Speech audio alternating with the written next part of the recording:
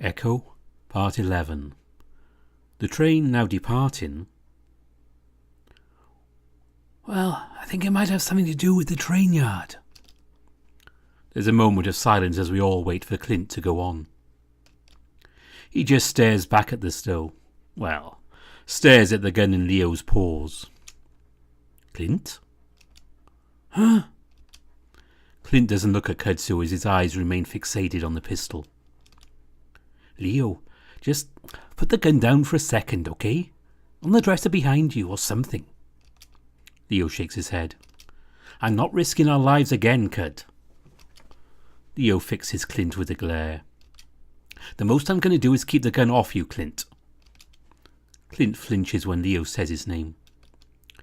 I look over and see Carl twisting his paws around in the pocket of his hoodie, his eyes wide. TJ, on the other hand, is still standing in the hall, his eyes glinting softly in the dim lighting. For some reason, I get the feeling that he's looking at me.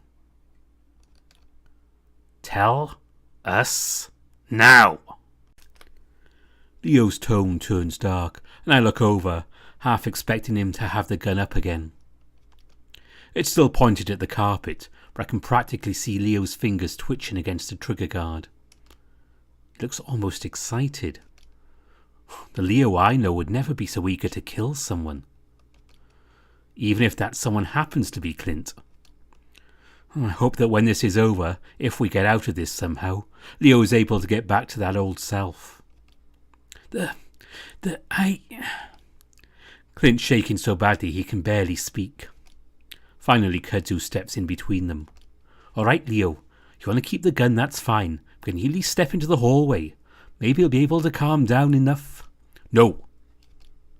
Kudzu stops short, but I see him set his jaw, drawing up his shoulders. Someone actually might have some information to get us out of here, and all you want to do is get him shitless? I can see Leo puffing himself up too, and I don't like the look in his eyes. So I step forward on Kudzu's right, practically blocking Clint from Leo's line of sight. When I do, Leo's eyes snap to mine, the simmering snarl disappearing from his muzzle. Leo, come on. Otter, move out of the way. His tone is gentle, like I'm some kind of kid. No, Leo, you're acting weird right now. Just calm down for a sec, okay? Leo frowns at me. Hey, I'm just trying to keep all of us safe. I see the wolf leaning his head to the side a little, like he's trying to keep an eye on Clint. Leo, let's go out into the hall. Kudzu, I give the raccoon a sidelong glance, can handle him for a few minutes, okay? Kudzu nods. I take a few cautious steps toward Leo. He's looking between me and Kudzu now, and there's a different look on his face. One that I'm having trouble placing. I reach out and gently touch his arm. The muscles are hard, his biceps standing out thickly under his fur. Still, I gently try to push him towards the door. As I do, I feel him go a little slack, and, with a whole lot of relief on my part, he finally starts moving toward the hallway. Carl, still gaping at the whole scene, suddenly seems to snap out of it and hurriedly moves out of our way into the hall.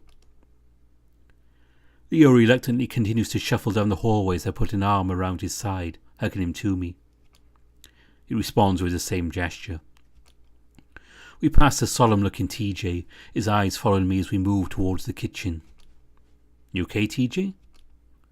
He doesn't say anything, instead just slowly following us into the kitchen. His fur is all still spiky and mussed up from the plunge into the lake, and his clothes look uncomfortably damp. That gives me an idea. Why don't we all get our clothes into the dryer? Then maybe we can have something to eat. There's a moment of silence, neither TJ nor Leo giving me any response. Carl gives a muffled cough, though. Actually, I could go for some food. About 20 minutes later, Carl, TJ and I are sitting in the laundry room, putting our clothes through a dryer. I can hear Leo in the kitchen frying something up on the stove. While I should be worried about not keeping an eye on him, he's calmed down considerably since we were in his bedroom. Also, the laundry room is between the kitchen and the bedroom, so it'd be pretty hard for him to get past without me seeing. So I keep watch, leaning against the wall, staring out into the dark hallway. Carl sits on the dryer, vibrating along with it, while TJ sits on the floor, cross-legged, looking at nothing. This feels so good on my ass, dude. What, the vibration? No, the heat. Oh, it's freezing, I didn't even realise it. Carl knocks his hooves against the side of the metal dryer. Hey, Teach, wanna join me up here? No, thank you. You could just lean up against the side. You gotta be cold too. This time TJ doesn't say anything and I finally look away from the hallway. TJ, are you okay? Do you want to talk? TJ looks up at me, again with those emotionless eyes. No. He says it so quietly it's almost like he didn't say anything at all. I hold his gaze for a while before looking away. Don't worry about it, Teach. We're gonna be out of here in no time. Carl slides off the dryer, his damp underwear squeaking loudly against the metal as he clops to the ground. He gives a few strategic tugs at his underwear to probably loosen the wedgie he just created. Then he sits down on the ground in front of TJ, cross-legged as well. TJ barely looks up at him and I notice the links trembling slightly. Listen, back in my house I was like stuck in this weird trap version of my house, like there's no exit. TJ finally glances up at the ram. And, well, I thought I was going to be stuck forever, and I was panicking. It was like a nightmare that wouldn't end. But then, right when I was giving up, you guys woke me up. I mean, sure, I sort of woke up into another nightmare. At least it's with you guys, right? I hear shifting, then the bedroom door swings open fully, and Kudzu appears, slipping out and closing the door quietly behind him. The raccoon spots me and moves over to stand next to me, his ears perked. Hey. Hey. I see Kudzu's nose twitch at the air, looking towards the kitchen. Leo? He's cooking. Ah. So, how'd it go? You were in there for a while. Kudzu sighs and leans against the wall of the hallway, looking back at the closed door. I don't know, really. Said something about a train going through here the past few days after everything started. Through the rail yard? That's what he says. Huh. That didn't make much sense. That rail yard has been abandoned for the past, well, at least 50 years. Are you sure he isn't just like the rest of us, seeing things? Kudzu shrugs. I really don't know. Hard to tell with a guy like him. Yeah. Well, I remember some guys inspecting the rails a few weeks ago. Maybe they opened one up again? That idea also seems strange to me. I don't know much about trains. So what? If there is a train going through here, are we just going to jump onto it? Well, that was his plan anyway.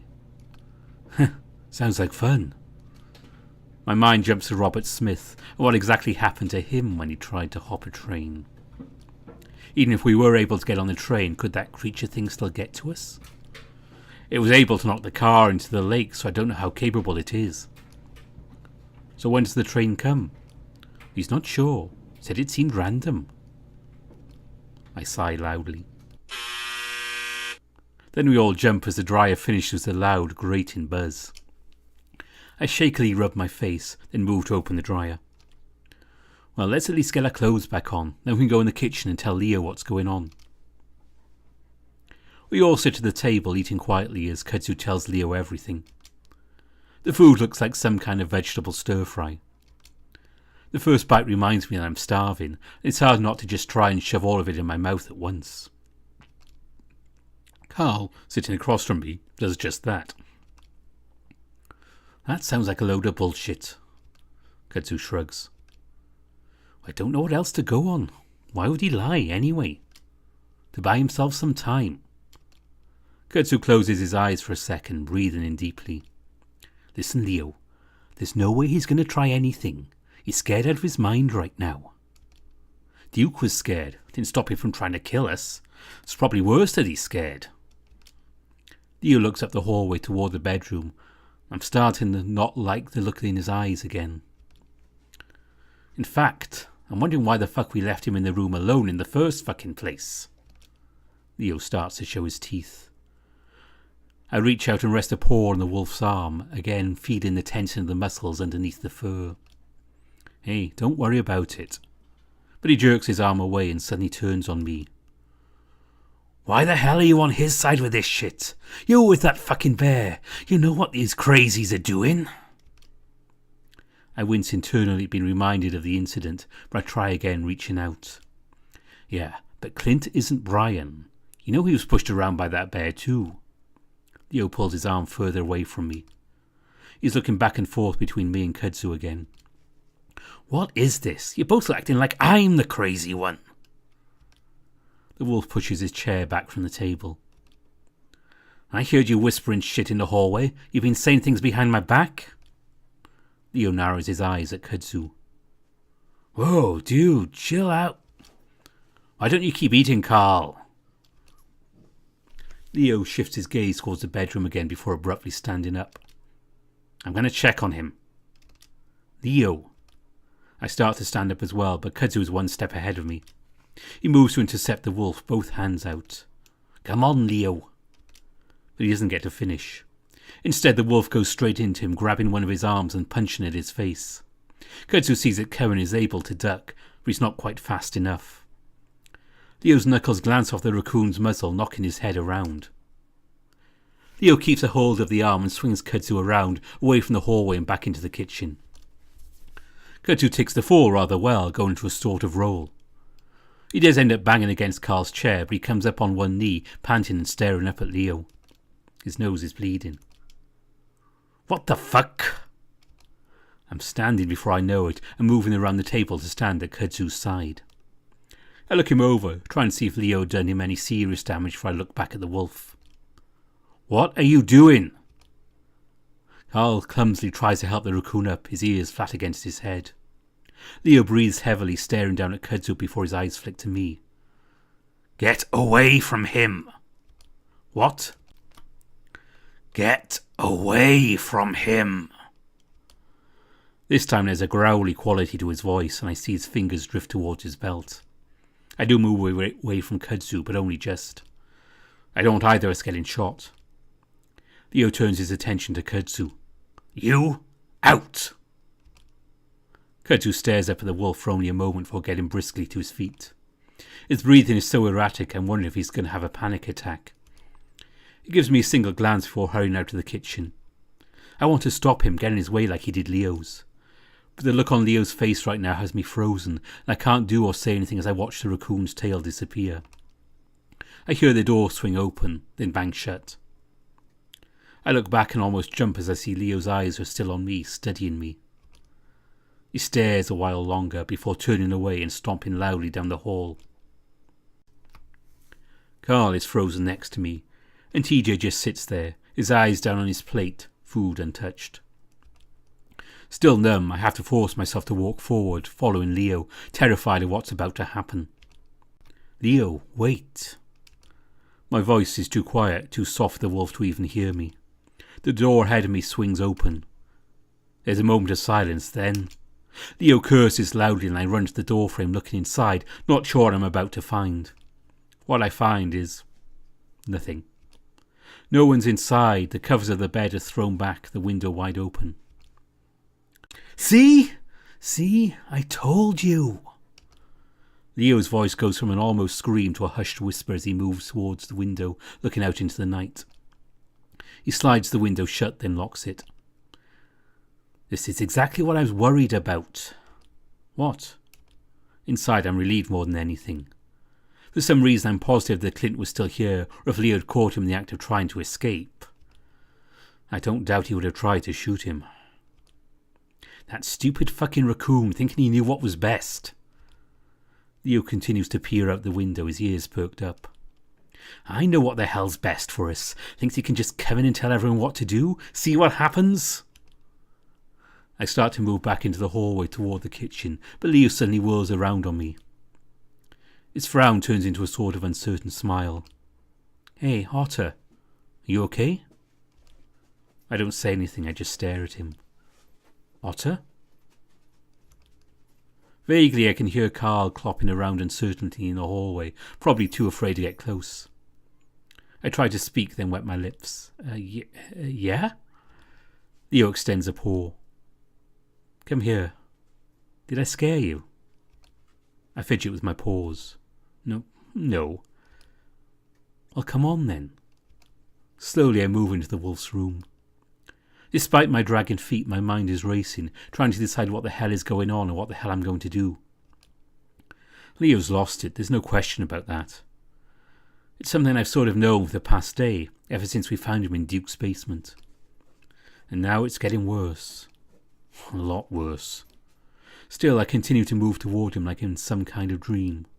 Soon he's got me wrapped up in his arms, and despite the warmth, despite the strength I feel in them, I don't feel good about it at all. I'm just scared. Shula. He breathes into my ears, sending shivers down my spine. I told you I'm going to protect you. I'm going to keep you safe. That's exactly what I'm going to do. He starts rocking me back and forth, shifting us around on his feet like we're doing some kind of half dance at a prom. He's moved us around so I'm looking at the door. I can see Carl's horns, his eyes fearfully peering into the room. That raccoon. He wasn't good for you. Good for me? He helped me. Leo gives me a squeeze that almost knocks the breath from my lungs, and that cuts me off. Maybe not. I could see him acting strange, kind of like the others. The wolf continues to rock us back and forth as I continue to look over Leo's shoulders, seeing in Carl's eyes that this is definitely fucked up. I don't say anything else to Leo, worried about how he might take it if I keep trying to convince him that Kudzu was only trying to help us. I'm going to get you all out of here, like I should have done from the beginning, okay? He gives me a little shake when I'm silent, a little too long. Okay. And he keeps rocking me like that for what seems like hours, and when we make another revolution I can see that Carl's not there anymore. Then I hear something. Soft at first, then louder and louder. Leo stops dancing with me. I can make out a rhythmic, dull, metallic sound accompanied by a horn. A train? TJ and Carl are standing at the back door staring out into the night. Leo pushes past them, ears perked as he tries to see through the darkness. The train sounds incredibly close, almost like it's only feet away. Should we go to it, like Clint said? Leo pauses, his nose twitching before he waves his paw at us. You guys stay here. I'm going to have a look. Leo. And just like that, the wolf disappears into the night, leaving us behind. I stare out into the night. So, guess Clint wasn't shitting us after all, huh? Yeah. All I can think about right now, though, is Kudzu. Did he hear the train right now? Was he on his way over there? I look to my right towards Kudzu's house, only a few hundred feet away. Quietly, I start stepping outside. Chase? Carl's voice behind me is timid, scared. I look back at him, able to make out the whites of his eyes in the darkness. TJ lurks behind him, staring at me as well, though far more stoically. I'll be right back. I just need to check on Kudzu. Everything that Kudzu had done for me up to this point, saving me multiple times, making sure I was doing okay, nursing me back to health. Hell, even helping me with my project before all this shit went down. I'm not going to abandon him. Just like with Leo when he's imprisoned by Duke, I feel it's my responsibility. Only this time the urge is even stronger. I have to make sure Kudzu makes it out of here like the rest of us. Carl, though, doesn't look so enthusiastic about that. I don't know if that's such a good idea. You saw Leo. Carl looks over my shoulder and I do the same, worried that maybe the wolf was coming back. But all I see is darkness. I realise then that Carl is just as afraid of the wolf as I am right now. I swear, I'm only going to be away for a few minutes. If Leo asks, tell him I don't know, just tell him I needed some air. That won't. I don't wait for Carl to finish his sentence. My eyes slowly adjust, but it's too dark to really see any more than 5 feet. The amount of stars overhead is almost dazzling, but it's not enough light to help me see. In fact, it's almost disorientating. The way the bright powder look of the sky clashes with the black horizon of the mountains. Focusing on it too much makes my stomach turn. I turn my eyes down, trying to focus on the barely visible ground whack! Until my face slams right into something big, hard, and full of twigs. Jesus fucking goddamn it! I shout, whispering to my paws, covering my nose, afraid that for a second I maybe ran one of my eyes through. A quick but shaky examination with my fingers puts that fear at ease, though now I feel like my muzzle's gone flat into my face. That jolt had me feeling all the aches of my past 2 incidents with cars. I stand there in the dark for a moment, gathering my senses. It's almost completely silent now. The train, if it was a train, has passed us by at this point. The metallic clanks and rushing sound is far behind me. Standing in the silence, though, is starting to give me second thoughts. I'm pretty sure there aren't any trees between Leo and Kudzu's house. Did I get off track somehow? Something cracks a little ways ahead of me, and I freeze up, my ears twitching. I listen hard, trying to hear anything above the crickets. Okay, yeah, this was really fucking stupid. I remember that I'm not all that far away from Leo's house, and look back at the yellow squares of windows in the distance. I should probably go back to reorient myself and try to get to Kudzu's house again. As I'm turning around, though, another crack behind me, followed by a muffled voice. Shit. I freeze at the voice. I open my mouth to try and quietly call out, but stop myself. I can't be sure, but it sounded like Kudzu, albeit muffled and low-pitched. I decide to wait a little longer with one foot pointed out towards Leo's house. And then, this time the sound is right next to me and I jump into the air. I make a run for the house and immediately trip over several rocks, going face first into the ground. I'm scrambling at the ground with my paws and feet when I hear the voice again. Whoa, whoa, Chase! I slump back to the ground in relief. Oh my god, Kudzu, what the hell are you doing? I feel the raccoon's paws feel over me, then pull me back up to my feet. I heard a train and I saw someone. Are you okay? From the faint light of the stars, I can make out Kudzu's ears and the tip of his muzzle. My eyes have adjusted to the point where I can even see the mask in his fur. Yeah, I wanted to come get you in case we were going to try to hop the train. I look over my shoulder, trying to listen for the train again. Little late for that, eh? Well, yeah, but I didn't want to leave you behind. Ah. I rub my face where I hit the branch. Listen, I don't know what's going on with Leo, but maybe we can go back and try to talk. Kudzu shakes his head. No, I don't think he's going to listen. As much as I hate to admit it, Kudzu is probably right. Well, I'm not going to leave you out here after everything we went through. I see a glint of white teeth as Kudzu gives me a small smile. Well, thanks, man. But really, you should probably get back before he... At that moment I realised something. Wait, what were you doing out here? You said you saw someone. Kudzu shifts slightly from one foot to the other. I thought I did, at least. Like someone from the town, or... I think it was your friend. What? The fox, Jenna? Jenna? My eyes go wide and I turn back to the darkness, squinting. Where? Where did you see her? Kudzu turns to look with me and then takes a few steps forward. Well, I was going back to my trailer after the whole thing with Leo. Then this fox girl just kind of jumped up from the side of my house. Where did she go? My heart's hammering in my chest right now as I strain to see her. Jenna's been on my mind since the very beginning, and her absence has only become more prominent after finding the others. Well, I think she went off in that direction. Kudzu points into the darkness. I could hear her running off, but then the footsteps stopped, so I thought she might have stopped and hid somewhere. Come on then. I motion Kudzu forward and step toward the blackness of the wilderness. Hold on, I was going to grab a flashlight. There's no way we'll find anything out there at this time of night. You go get them, I'll wait. Of course, I'm terrified of being left alone, but I'm also terrified of Jenna running away if I don't keep watch. I'm getting the feeling she might be under the same influence that Carl or TJ had been earlier. You sure? Yeah, I want to stay here in case she comes out. I wave him away. Okay, but yell if something happens, alright? Okay. Kudzu goes in and comes out within less than a minute, though it feels way longer than that. While he was gone, I risked a few loud whispers of Jenna's name, but I didn't get any response. Pretty soon a beam of light is sweeping the dirt, sagebrush and cacti as we slowly make our way in the direction that Jenna had run. Apparently it was through the backyard and out toward the desert. I'm worried that maybe she didn't stop running. Why was she running? Did she say anything? I whisper softly to Kudzu as I follow along with him, one hand on his shoulder. No, just looked up at me and took off. Looked terrified of something. I frown, my paw tightening a bit on the raccoon's shoulder. Maybe just because she doesn't know you, right? Maybe she's just heading to Leo's place. Maybe. I try to focus on the sea of pale glow in front of me, the bright, cold light of the flashlight sucking the colour out of the desert.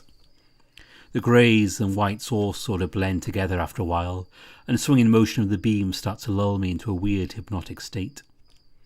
It's at this moment that I catch movement out of the corner of my eye, on the right where the light isn't currently pointed. I hear the sound of shifting dirt and gravel, immediately followed by a bizarre, high-pitched snarl that makes me gasp in horror. I actually even piss myself a little as I see a glint of white teeth. Kudzu tries to swing the beam back in the direction of the sound, at the same time I try to pull him back with a paw on his shoulder. Whatever it is hits Kudzu hard, knocking him back and sending me stumbling away to land on my ass. The flashlight rolls away from the raccoon's paw and shines into my face, briefly blinding me. I can sense a loud growling commotion right in front of me, along with the sound of Kudzu grunting. Numbly, I reach out and snatch up the flashlight, then turn it on the sounds. First, I see Jenna, her ears back, teeth bared, swinging her paws at a crumpled heap on the ground.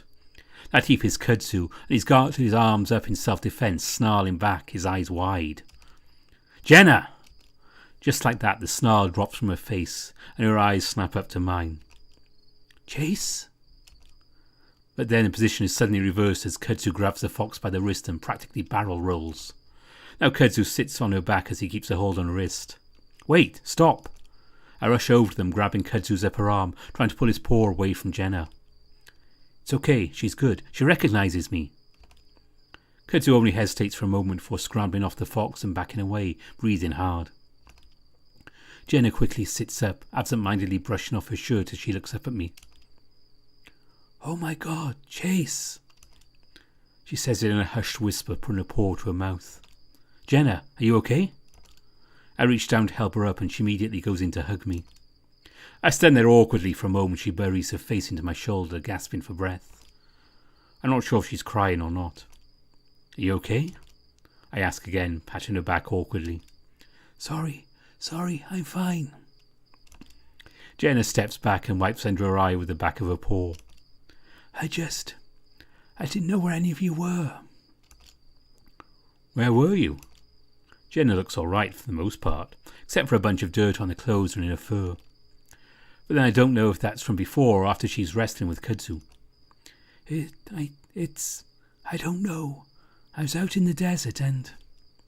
It's still dark, obviously, but I can make out the frown on her face as she seems to struggle for words. Finally, Kudzu steps in. Hey, let's get to my trailer. We can talk it out in there, all right? Jenna silently nods, then seems to really focus on Kudzu. Wait, who are you? I step in for the raccoon. This is Kudzu. He's a friend. Saved me a bunch of times. That seems to be good enough for Jenna. Not long after, we all head back towards the trailer. Once Kudzu lets us in, Jenna immediately heads to the tiny bathroom, saying she needs to collect herself. Kudzu and I sit on the bed, talking quietly. Well, at least now we have a reason to go back to Leo's house. I know he won't be mad at you if he finds out you found Jenna.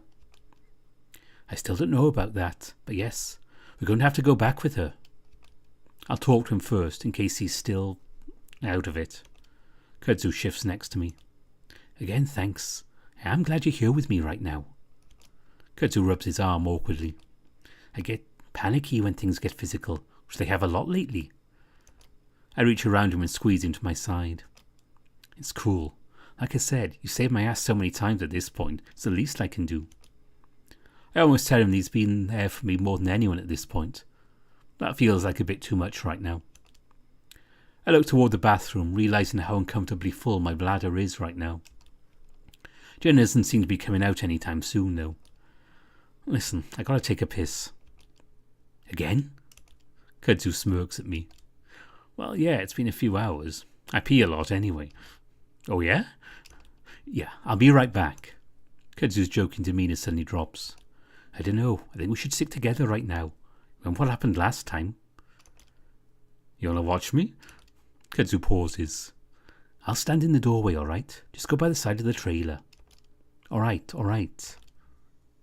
I head back outside while Kudzu hangs back by the door. Just make it quick, and again, yell if something happens. It's fine, I'll only be a few feet away. I hide a small smile at how motherly Kudzu's being right now. After everything that's happened, it's no wonder. I move around the side of the trailer, back into darkness. Quickly I unbutton and zip down my fly. I start to go when I hear some footsteps behind me. I look over my shoulder. Kudzu, what? And then 2 massive paws wrap around my body. I look down and get a glimpse of thick claws and brown matted fur. I scream as I'm pulled back into the dark, toward the desert.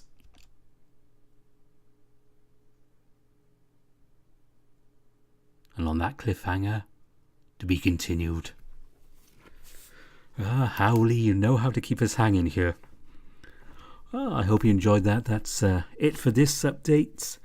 And the next Leo video will be the next public update for this route. Which I think it might be a slight while. I don't know how he's doing some work, but we will do it when he's ready. And there will be one more video probably just before things change since I recorded the last video, so I'm not having to talk to McSkinny about that one. I'm going to wait for the public release. You may realise what I'm talking about now. If not, there will be another one coming up soon, which might be a bit of an epic one. We'll see. Until then, thanks for listening. The star.